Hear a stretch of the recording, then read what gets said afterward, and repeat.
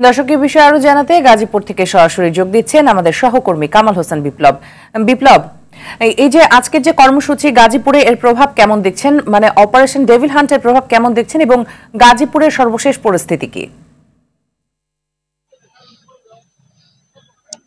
জি মিতু, আপনি জানেন যে গতকালকে যে সাবেক মুক্তিযুদ্ধ বিষয়ক মন্ত্রীর বাড়িতে হামলার ঘটনায় যে সমন্বয়ক বা বিক্ষুব্ধ জনতা আহত হয়েছে, সেই আহতদের বিচারের দাবিতে কিন্তু সকাল থেকেই এই গাজীপুর জেলা প্রশাসকের কার্যালয়ের সামনেই বৈষম্য যে ছাত্র রয়েছেন তারা কিন্তু বিক্ষোভ মিছিল বা তাদের বিচারের দাবিতে বিক্ষোভ মিছিল করছেন এবং বিভিন্ন কর্মসূচি তারা দিচ্ছেন।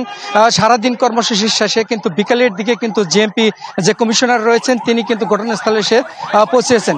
পৌঁছানোর পরে তার সাথে কথা হয়েছে, তিনি যে আশ্বাস দিয়েছেন যে ডেভিল হান্ট যে অপারেশন সেটি আজকের মধ্যে চালাবে, রাতে চালাবে এবং যে আসামিগুলো রয়েছে যারা এই ঘটনা ঘটেছে তাদেরকে গ্রেপ্তার করার আশ্বাস দিয়েছেন, যার ফলে এখান থেকে কিন্তু যে সমন্বয়কের বিক্ষুব্ধ জনতা এবং সমন্বয়ক রয়েছে তারা কিন্তু এই মহাসড়ক থেকে বা এই সড়ক থেকে কার্যালয়ের সামনে থেকে তারা আজকের মতো কর্মসূচি সমাপ্তি ঘোষণা করে তারা চলে যাচ্ছেন। তবে আমি একটু বলি, আমার পিছনে কিন্তু যে সেনাবাহিনীর সদস্য এবং বিভিন্ন সাদা পোশাকধারী সদস্য তারা কিন্তু এখানে উপস্থিত হয়েছেন।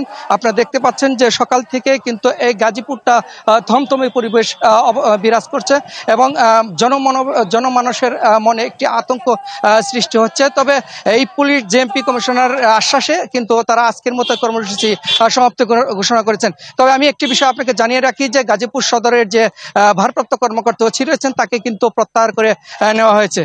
জি মিতু, এই ছিল গাজীপুর থেকে গতকালকে সাবেক মুক্তিযুদ্ধ বিষয়ক মন্ত্রীর বাড়িতে যে হামলা হয়েছে সেই হামলার প্রতিবাদে যে বিক্ষোভ মিছিল সেখান থেকে সর্বশেষ খবর। জি, অসংখ্য ধন্যবাদ আপনাকে আমার সাথে যুক্ত হবার জন্য।